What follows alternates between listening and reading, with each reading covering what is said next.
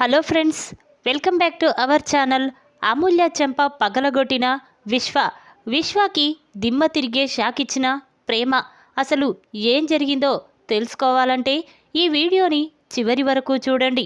ఇక వీడియోలోకి వెళ్ళినట్లయితే రామరాజు అమూల్య గురించే ఆలోచిస్తూ చాలా బాధపడుతూ ఉంటాడు. ఇక అది చూసిన వేదవతి, ఎందుకండి ఇంకా దాని వైపు చూసి మీరెందుకు బాధపడుతున్నారు అని వేదవతి అనగానే అప్పుడు రామరాజు, ఎలా బుజ్జమ్మ, నా బంగారు తల్లిని ఎలా మర్చిపోవాలి? అసలు అమూల్య ఇంత మోసం చేసి వెళ్ళిపోయిందంటే నేను నమ్మడం లేదు. అసలు వేరే అబ్బాయిని ప్రేమించినా ఒప్పుకునేవాణ్ణి, కానీ నా శత్రువుల అబ్బాయిని ప్రేమించి ఆ ఇంట్లోకి వెళ్ళిపోయింది. ఇప్పుడు నా బంగారు తల్లి ఎన్ని బాధలు పడుతుందో, ఆ మూర్ఖుడు నా కూతుర్ని ఎంతలా ఇబ్బంది పెడుతున్నాడో అని రామరాజు బాధపడుతూ ఉంటాడు. అప్పుడు వేదవతి, చూడండి, అది కావాలనే వాణ్ణి పెళ్లి చేసుకుని వెళ్ళిపోయింది. ఆ విషయం మనతో కూడా చెప్పింది. ఇంకా ఎందుకండి దాని గురించి ఆలోచిస్తూ మీ ఆరోగ్యం పాడు చేసుకుంటున్నారు? పదండి లోపలికి అనగానే అప్పుడు రామరాజు, లేదు బుజ్జమ్మ, అమూల్య అలా చెయ్యదు. అసలు అమూల్య ఇలా చేసిందంటే ఎవరో కారణమయ్యే ఉంటారు. అది ఎవరో నేను తెలుసుకుంటాను అని చెప్పి రామరాజు అనగానే ఇక వేదవతి, పదండి ముందిక్కడి నుంచి వెళ్దాం పద అని చెప్పి వేదవతి రామరాజుని తీసుకొని అక్కడి నుంచి వెళ్ళిపోతుంది. రామరాజు మాటలు చాటుగా విన్న ప్రేమ కూడా చాలా బాధపడుతుంది. మామయ్య ఇలా బాధపడడానికి కారణం నేనే. ఆ రోజు అమూల్యాని మెడలో తాళి వేసుకొని రమ్మని చెప్పాను. ఈ రెండు కుటుంబాల మధ్య మరింత గొడవలు పెరుగుతున్నాయి. అసలు ఏం చెయ్యాలి? ఆ విశ్వగాడికి ఎలా బుద్ధి చెప్పాలి? నా వల్ల అమూల్య ఎంతో బాధపడుతుంది అని చెప్పి ప్రేమ అనుకుంటూ ఉండగా ఇంతలోనే ప్రేమకి ఒక ఆలోచన వస్తుంది. అవును, నేను ఎస్ఐ ఎగ్జామ్ రాస్తాను, ఆ ఎగ్జామ్లో పాస్ అవుతాను, ఇక ఆ విశ్వకి నేను బుద్ధి చెప్తాను అని చెప్పి ఇక ప్రేమ అనుకుంటూ వెంటనే ధీరజ్ దగ్గరికి వెళ్ళి, ధీరజ్, నేను ఇన్ని రోజులు ఎగ్జామ్ రాయొద్దనుకున్నాను. మామయ్య ఆరోగ్యం బాగాలేదు, ఇప్పుడు ఇది చెప్పి ఆయనని మరింత బాధ పెట్టొద్దు అనుకున్నాను, కానీ ఆ విశ్వగాడికి బుద్ధి చెప్పాలంటే నేను ఎగ్జామ్ రాయాల్సిందే అని ప్రేమ అంటుంది. ఇక మాటలు విన్న ధీరజ్ కూడా చాలా సంతోషపడతాడు. అవును ప్రేమ, నువ్వు ఆ విశ్వ మీద కోపంతో కాకుండా నా కోసమైనా ఎగ్జామ్ రాయాలి అని చెప్పి ఇక ధీరజ్ ప్రేమతో చెప్తాడు. ఇక దాంతో ప్రేమ, ఒరే విశ్వ, నువ్వు అమూల్యాని అంతలా బాధ పెడుతుంటే నేను చూస్తూ ఎలా ఊరుకుంటాననుకున్నావు అని చెప్పి ఇక ప్రేమ కూడా అనుకుంటూ ఉంటుంది. ఇక రామరాజు మాత్రం అమూల్య గురించే ఆలోచిస్తూ ఉంటాడు. ఎలాగైనా అమూల్యని కలవాలి, నిజం తెలుసుకోవాలి, తను ఎందుకు చేసిందో తెలుసుకుంటాను, ఎలా అని రామరాజు ఆలోచిస్తూ ఉంటాడు. ఇంతలోనే రామరాజుకి ఒక ఆలోచన వస్తుంది. అవును, నా కూతురు అక్కడ ఎంత బాధపడుతుందో నేను తెలుసుకోవాలి అని చెప్పి ఇక రామరాజు, నేను మారువేషంలో ఆ భద్రావతి ఇంటికి వెళ్తాను, ఇక అక్కడ నా కూతురితో మాట్లాడి అసలు నిజం తెలుసుకుంటాను అని చెప్పి రామరాజు అనుకుంటూ ఇక వెంటనే ఉదయాన్నే రామరాజు బయటికి వెళ్తూ ఉంటాడు.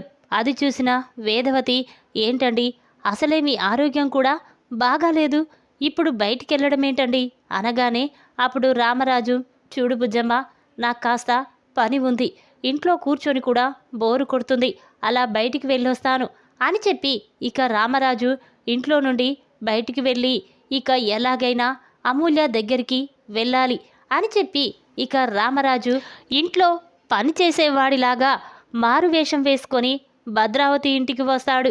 ఇక అక్కడికి వచ్చి, మేడం మేడం అని పిలుస్తూ ఉంటాడు. ఇక మాటలు విన్న భద్రావతి, రేవతి అందరూ బయటికి వస్తారు.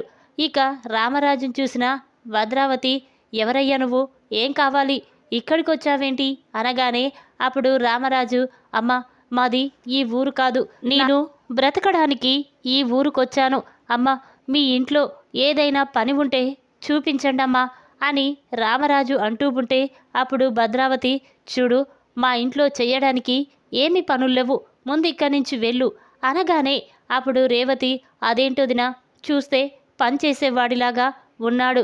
ఇంట్లో మనకు చాలా పనులున్నాయి కదా, రమ్మని చెప్పు అనేసరికి అప్పుడు భద్రావతి సరే 3 పూటల భోజనం పెడతాం, నెలకిన్ని పైసలిస్తాం, చేసుకో అని చెప్పగానే అప్పుడు రామరాజు సరేనమ్మా అని చెప్పి లోపలికి వెళ్తాడు. ఇక ఇంట్లోకి వెళ్ళగానే రామరాజు తన మనసులో చూడు భద్రావతి, నీ మేనల్లుడు నా కూతుర్ని మాయ మాటలు చెప్పి మోసం చేసి నా నుండి దూరం చేశాడు. అసలు నా కూతురు అలా చేసిందంటే నేను నమ్మలేకపోతున్నాను. ఏం జరిగిందో నిజం తెలుసుకుంటాను అని చెప్పి ఇక రామరాజు ఇంట్లో పని చేస్తున్నట్టు నటిస్తూ ఇక వెంటనే అమూల్య గదిలోకి వెళ్తాడు. రామరాజు వెళ్ళేసరికి అమూల్య బాధపడుతూ కన్నీళ్లు పెట్టుకుంటూ కనిపిస్తుంది. ఇక అది చూసి రామరాజు చాలా బాధపడుతూ ఉంటాడు. ఇదేంటి, అమూల్య విశ్వగారిని ప్రేమించి పెళ్లి చేసుకున్నానని చెప్పింది, కానీ ప్రేమించి పెళ్లి చేసుకున్న నా కూతురు ఇలా ఎందుకు బాధపడుతుంది, సంతోషంగా ఉంటుంది కదా అని అనుకుంటూ ఉంటాడు. ఇంతలోనే అమూల్య ఎవరండి మీరు, ఇక్కడికి వచ్చారేంటి అనగానే అప్పుడు రామరాజు చూడమ్మా, నేను ఈ రోజు నుంచి ఈ ఇంట్లో పని చేయడానికి వచ్చాను అని చెప్పడంతో అప్పుడు అమూల్య చూడండి, నా గదిలో ఏమీ పని లేదు, మీరు బయటికి వెళ్ళి చేసుకోండి అని చెప్పగానే ఇక రామరాజు వెంటనే 2 డ్రోర్లు మూసేస్తాడు. అది చూసిన అమూల్య ఒక్కసారి షాక్ అవుతుంది. ఏయ్, ఎవరు నువ్వు, ఎందుకు తలుపు పెడుతున్నావు అనగానే అప్పుడు రామరాజు వెంటనే తనకున్న ఆ మాస్క్ తీసేసి అమూల్యకి చూపిస్తాడు. అది చూసిన అమూల్య చాలా బాధపడుతూ వెంటనే రామరాజుని హగ్ చేసుకుంటుంది. ఇక ఆ రామరాజు అమ్మ అమూల్య, ఎందుకమ్మా అంతలా బాధపడుతున్నావు, నువ్వు విశ్వగారిని ప్రేమించే కదా పెళ్లి చేసుకుంది, మరి ఎందుకు బాధపడుతున్నావు అనగానే అప్పుడు అమూల్య ఇప్పుడు నేను నాన్నకి వల్లి వదిన విషయం చెప్తే ఇక అన్నయ్య నాన్న వదినని ఇంట్లో నుండి బయటికి గెంటేస్తారు, చెప్పకూడదు అని అమూల్య అనుకుంటూ ఏమీ లేదు నాన్న, నా వల్ల నువ్వు హాస్పిటల్లో ఇలాంటి పరిస్థితుల్లో ఉన్నావు, అందుకే నీ గురించి ఆలోచించి బాధపడుతున్నాను నాన్న అని అమూల్య అంటుంది. ఆ మాటలు విన్న రామరాజు లేదు అమూల్య, నువ్వు విశ్వగారిని పెళ్లి చేసుకున్నావంటే నేను నమ్మలేకపోతున్నాను, నిజం చెప్పు, ఏం జరిగిందో చెప్పు అమూల్య అని రామరాజు అమూల్యని నిలదీస్తూ ఉంటాడు. ఇక అమూల్య మాత్రం సైలెంట్గా ఉంటుంది. అది చూసిన రామరాజు వెంటనే చూడు అమూల్య, నువ్వు నిజం చెప్పకపోతే నేను చచ్చినంత ఒట్టే అని చెప్పగానే అమూల్య ఒక్కసారే షాక్ అయిపోతుంది.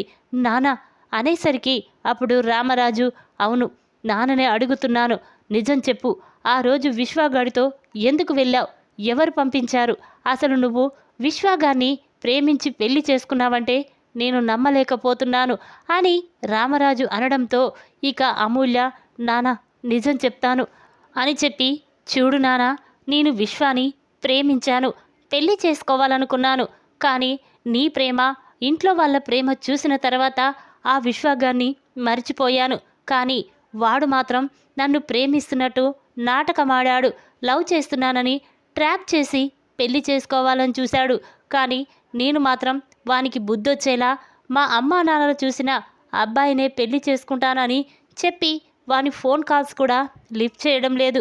ఇక శ్రీవల్లి వదిన మాత్రం విశ్వ భద్రావతితో చేతులు కలిపి నీ మీద ఉన్న పగని ప్రతీకారాన్ని ఆ భద్రావతి తీర్చుకోవాలనుకుంది, అందుకే శ్రీవల్లి వదినతో విశ్వ నా మధ్య ప్రేమ రాయబారం నడిపించింది. ఆ రోజు నేను విశ్వతో వెళ్ళిపోవడానికి కారణం వల్లి వదినే, నన్ను బలవంతంగా విశ్వ దగ్గరికి తీసుకొచ్చి విశ్వకి అప్పచెప్పింది అని అమూల్య అంటుంది. ఆ మాటలు విన్న రామరాజు ఒక్కసారి స్టన్ అయిపోతాడు. ఏంటమ్మా నువ్వు చెప్పేది, వల్లి ఇంత పని చేసిందా అనేసరికి అప్పుడు అమూల్య అవును నాన్న, వల్లినే ఇంత పని చేసింది, అంతేకాదు నాన్న, అసలు ఆ విశ్వ నన్ను బలవంతంగా తీసుకువెళ్ళి మన కుటుంబం మీద ఉన్న పగతో పెళ్లి చేసుకుంటాడనుకున్నాను, కానీ అలా చేసుకోలేదు, అసలు నన్ను తీసుకువెళ్ళి ఒకరోజు రాత్రంతా తనతో పాటు ఉంటే ఇక జనం మొత్తం నన్ను చెడిపోయిందానిలాగా ముద్ర వేస్తారని, ఇక నా మెడలో తాళి కట్టకుండా నీ పరువు తీయాలని, అందరి ముందు నిన్ను అవమానించాలని రాత్రంతా నాతో గడిపిందని అందరితో చెప్పి మిమ్మల్ని తలదించుకునేలా చెయ్యాలనుకున్నాడు. అందుకే నా మెడలో తాళి కట్టకుండా అలాగే తీసుకొచ్చాడు. కానీ నేను మాత్రం మీ పరువు పోకూడదని విశ్వగాడు తాళి కట్టకపోయినా నా చేతులతో నేనే తాళి కట్టుకున్నాను. మీ పరువు పోకుండా చేశాను. నా వల్ల మా నాన్న తలదించుకోకూడదని ఈ నిర్ణయం తీసుకున్నాను నానా అని అమూల్య అంటుంది. ఆ మాటలు విన్న రామరాజు చాలా బాధపడుతూ, అమ్మ అమూల్య, ఆ విశ్వగాడి చేతిలో మోసపోయావు. నా కోసం నీ జీవితాన్నే త్యాగం చేశావు. అది తెలుసుకోక మీ అమ్మ నేను నీ గురించి తప్పుగా అర్థం చేసుకున్నాం తల్లి. పద, ఆ తాళి నీ మెడలో నుంచి తీసేయ్. ఆ విశ్వగాడి నుండి నువ్వు శాశ్వతంగా మన ఇంటికి వచ్చేయ్ అని చెప్పి రామరాజు అనగానే అప్పుడు అమూల్య, ఎలా నానా, ఇప్పుడు అందరూ నన్ను విశ్వాని పెళ్లి చేసుకున్నామని అనుకుంటున్నారు. ఇప్పుడు విశ్వ నన్ను పెళ్లి చేసుకోలేదని ఎవరికీ తెలియదు కదా నానా అని అమూల్య అంటూ ఉంటే అప్పుడు రామరాజు, అమ్మ అమూల్య, ఆ విశ్వగాడు నిన్ను మోసం చేశాడని ఎలాగైనా అందరి ముందు నిరూపించాలి. అలా అయితేనే నీకు పెళ్లి కాలేదని అందరూ నమ్ముతారు అని రామరాజు అంటాడు. ఆ మాటలు విన్న అమూల్య, ఎలా నానా, ఎలా నిరూపించాలి అనగానే ఇక రామరాజు అమూల్యకి ఒక ప్లాన్ చెప్తాడు. ఇక దాంతో అమూల్య, సరే నానా, నువ్వు చెప్పినట్టే చేస్తాను. రేపు విశ్వగాన్ని గుడికి తీసుకువస్తాను. ఆ గుడిలో అందరి ముందు నిజాన్ని నిరూపిస్తాను అని చెప్పి అమూల్య అంటుంది. ఇక మాటలు విన్న రామరాజు, సరేనమ్మా, నేను వెళ్తాను అని చెప్పి ఇక రామరాజు అక్కడి నుంచి వెళ్ళిపోతాడు. ఇక ఇంతలోనే భద్రావతి, రేవతి, రేవతి, ఆ కొత్తగా వచ్చిన పనివాడు ఎక్కడా అంటూ ఉంటే అప్పుడు రేవతి, ఏమో వదినా, ఏదో పని చేస్తానని ఇంట్లోకి వచ్చాడు, కానీ కనిపించడం లేదేంటి అని చెప్పి ఇక రేవతి వెతుకుతూ ఉంటుంది. ఇక అతడు ఎక్కడా కనిపించకపోవడంతో భద్రావతి, ఇదేంటి రేవతి, ఎవడు వాడు పని కోసం ఇంటికి వచ్చాడు, మళ్ళీ వెంటనే ఇంట్లో నుంచి వెళ్ళిపోయాడు, నాకేమీ అర్థం కావడం లేదు అని చెప్పి అనగానే అప్పుడు అమూల్య తన మనసులో, చూడు భద్రావతి, మా నాన్న ఈ ఇంట్లో అడుగు పెట్టాడు. ఇక ఏదో ఒక రోజు నేను కూడా మా నాన్నకి నిజం చెప్పేశాను. ఇక ఈ ఇంట్లో నుంచి వెళ్ళిపోవడమే. మీ పరువు ప్రతిష్ట అందరి ముందు బయటపెట్టి మిమ్మల్ని అందరి ముందులో తలదించుకునేలా చేస్తాను అని చెప్పి అమూల్య అనుకుంటూ ఉంటుంది. ఇక అమూల్య ద్వారా నిజం తెలుసుకున్న రామరాజు మాత్రం శ్రీవల్లి మీద చాలా కోపంతో రగిలిపోతూ ఉంటాడు. ఇక ఇంతలోనే వేదవతి, బుజ్జమ్మ అని పిలుస్తూ ఉంటాడు. ఆ మాటలు విన్న అందరూ కూడా హాల్లోకి వస్తారు. ఇక వేదవతి, ఏంటండి, ఏం జరిగింది, ఎందుకంత కోపంగా ఉన్నారు అనగానే అప్పుడు రామరాజు, చూడు బుజ్జమ్మ, కొంతమంది గురించి కొన్ని విషయాలు ఇప్పుడిప్పుడే తెలిసిపోతున్నాయి. చూడు, ఏదో ఒకరోజు తప్పు చేసిన వాళ్ళు నాకు ఖచ్చితంగా దొరుకుతారు. ఆ రోజు నేను వాళ్ళని మెడపట్టుకొని బయటికి గింటేయడం ఖాయం అని చెప్పడంతో ఇక ఆ మాటలు విన్న శ్రీవల్లి మాత్రం స్టన్ అయిపోయి చూస్తూ ఉంటుంది. ఇక తన మనసులో, ఇదేంటి, మావయ్యకి నిజం తెలిసిపోయిందా, లేక ఎందుకిలా మాట్లాడుతున్నాడు, ఒకవేళ అమూల్య, నర్మద ఈ విషయం మావయ్యతో చెప్పారా అని శ్రీవల్లి కంగారు పడుతూ ఉంటుంది. ఇక రామరాజు మాత్రం, ఏంటి బుజ్జమ్మ, ఇంకా అలా ఉన్నావేంటి, పద, గుడికి వెళ్దామని చెప్పావు కదా, వెళ్దాం పద అని చెప్పి ఇక అనగానే అప్పుడు వేదవతి, సరేనండి వెళ్దాం పద అని చెప్పి ఇక రామరాజు, వేదవతి గుడికి బయలుదేరుతూ ఉంటారు. ఇక ఇంతలోనే రామరాజు, ఆగు బుజ్జమ్మ అని చెప్పి, ఒరేయ్ చందు, సాగర్, ధీరజ్, మీరు కూడా మాతో పాటే గుడికి వస్తున్నారు, వెళ్దాం పదండి అని చెప్పి రామరాజు ఇక అందరినీ తీసుకొని గుడికి వెళ్తాడు. ఇక గుడిలో పూజ జరిపిస్తారు. ఇక ఇంతలోనే కొంతమంది రామరాజు దగ్గరికి వచ్చి రామరాజు ఆరోగ్యం గురించి అడుగుతూ పలకరిస్తూ ఉంటారు. ఇక ఇంతలోనే అమూల్య కూడా ఇక భద్రావతి కుటుంబాన్ని ఏదో ఒక ప్లాన్ వేసి గుడికి తీసుకువస్తుంది. ఇక గుడిలో కొంతమంది పెద్ద మనుషులు అందరూ కూడా రామరాజుతో మాట్లాడుతూ ఉంటారు. ఇక అది గమనించిన రామరాజు మాత్రం, ఎలాగైనా భద్రావతి, విశ్వ నిజస్వరూపాన్ని గుడిలో అందరి ముందు బయట పెట్టాలి, నా కూతురు ఏ తప్పు చెయ్యలేదని అందరి ముందు నిరూపించాలి అని చెప్పి ఇక రామరాజు అనుకుంటూ ఉంటాడు. ఇంతలోనే భద్రావతి గుడిలో పూజ జరిపిస్తూ ఉంటుంది. ఇక అది చూసిన రామరాజు వెంటనే అక్కడికి వెళ్ళి ఇక పూజారి గారితో, చెయ్యండి పూజారి గారు, పెళ్లి చేసుకోకున్న కోడలు ఇంటికొచ్చింది కదా, అంతేకాదు ఈ భద్రావతి మేనల్లుడు పెళ్ళికి కూడా పనికిరాడు, అసలు వాడికి పెళ్ళి ఎవరూ చేసుకోరు అని రామరాజు కావాలనే విశ్వాని నిందిస్తూ ఉంటాడు. అది చూసిన భద్రావతి, ఒరేయ్ రామరాజు, ఏం మాట్లాడుతున్నావురా? నా మేనల్లునికి పెళ్ళి కాదా? నీకేమైనా మతిపోయిందా? చూడు, నీ కూతురే కదరా నే మేనల్లుణ్ణి ప్రేమించి పెళ్లి చేసుకుంది, ఇంకా ఏం కావాలి అనగానే అప్పుడు రామరాజు, ఏంటి నా కూతురు నీ మేనల్లుణ్ణి ప్రేమించి పెళ్లి చేసుకుందా? ఎవరు చెప్పారు? లేదు, నీ మేనల్లుడే నా కూతుర్ని మోసం చేసి తీసుకువెళ్ళాడు. అంతేకాదు అసలు నీ మేనల్లుడు నా కూతురి మెడలో తాళే కట్టలేదు. అలాంటిది ఈ విశ్వగాడికి నా కూతురు భార్య ఎలా అవుతుంది అని రామరాజు అనగానే ఆ మాటలు విన్న భద్రావతి ఒక్కసారి షాక్ అయిపోతుంది. ఇక వెంటనే, ఒరే విశ్వ, ఆ రామరాజుగాడు ఏం మాట్లాడుతున్నాడో చూసావా? నువ్వు అమూల్య మెడలో తాళి కట్టకపోవడమేంట్రా అని భద్రావతి అనేసరికి అప్పుడు విశ్వ సైలెంట్గా భద్రావతి వైపు చూస్తూ ఉంటాడు. అది చూసిన భద్రావతి, చెప్పరా, చెప్పు, వాడి కూతుర్ని నేను పెళ్లి చేసుకున్నానని వాడి మొహం మీదే చెప్పు అని భద్రావతి అంటూ ఉంటే ఇక విశ్వ, లేదత్తా, లేదు, అమూల్య మెడలో నేను తాళి కట్టలేదు. అసలు దాని మెడలోకి ఆ తాళి ఎలా వచ్చిందో కూడా నాకు తెలియడం లేదు. నేను ఆ రామరాజు మీద ఉన్న కోపంతో అమూల్య జీవితాన్ని నాశనం చెయ్యాలనుకున్నాను. రాత్రంతా నాతో పాటు గదిలోనే ఉంది, కానీ దాని జీవితం నాశనం చేయడం కోసమే నేను తిరిగి తెల్లారి దాన్ని తీసుకొని రామరాజు ఇంటికి వచ్చాను. కానీ దాని మెడలోకి తాళి ఎలా వచ్చిందో నాకు తెలియడం లేదు అని విశ్వ అంటాడు. ఆ మాటలు విన్న భద్రావతి ఒక్కసారి షాక్ అయిపోతుంది. ఒరే విశ్వ, ఏం మాట్లాడుతున్నావురా? నువ్వు తాళి కట్టకపోతే మరి దాని మెడలో ఎవరు తాళి కట్టారు అనగానే అప్పుడు అమూల్య, నేను చెప్తాను అని చెప్పి ఇక వెంటనే, చూడండి, విశ్వగాడు నన్ను ప్రేమించి పెళ్లి చేసుకుంటానన్నాడు, కానీ మా నాన్న మీద ఉన్న కోపంతో నా జీవితాన్ని నాశనం చెయ్యాలని చూశాడు. ఇక అది తెలుసుకొని వాడు కట్టకముందే నేనే నా చేతులతో నా మెడలో తాళి కట్టుకున్నాను అని అమూల్య అంటుంది. ఆ మాటలు విన్న గుడిలో వాళ్ళందరూ కూడా ఒక్కసారే షాక్ అయిపోయి చూస్తారు. ఇక వెంటనే అందులో ఒకతను, ఏంటి భద్రావతి, నువ్వు ఒక ఆడపిల్ల జీవితాన్ని నాశనం చెయ్యడం కోసం నీ మేనల్లున్నే ప్రేమ పేరుతో ఆ అమ్మాయి జీవితాన్ని నాశనం చెయ్యాలని చూస్తావా అని ఇక అందరూ కూడా భద్రావతిని గుడిలో అవమానిస్తూ ఉంటారు. ఇక అది చూసిన విశ్వ, ఏయ్ అమూల్య, ఇదంతా నీ ప్లానే కదా? నువ్వే గుడికి మమ్మల్ని తీసుకువచ్చి అందరి ముందు అవమానిస్తున్నావు కదా అనగానే అప్పుడు రామరాజు, ఒరేయ్, అమూల్య ప్లాన్ కాదు, నాది.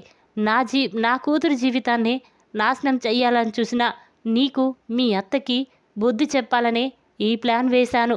అంటే నా కూతురు మెడ తాళి కట్టకపోయినా నా కూతుర్ని నా ముందే బాధ పెడితే నేను చూస్తూ ఎలా ఊరుకుంటాననుకున్నావురా అని చెప్పి ఇక రామరాజు విశ్వ భద్రావతి నిజ స్వరూపాన్ని అందరి ముందు బయట పెడతాడు. ఇక అది చూసిన అందరూ కూడా భద్రావతి విశ్వ సేనాపతిని అవమానిస్తూ ఉంటారు. ఇక వెంటనే భద్రావతి చాలా కోపంగా అక్కడి నుంచి వెళ్ళిపోతుంది.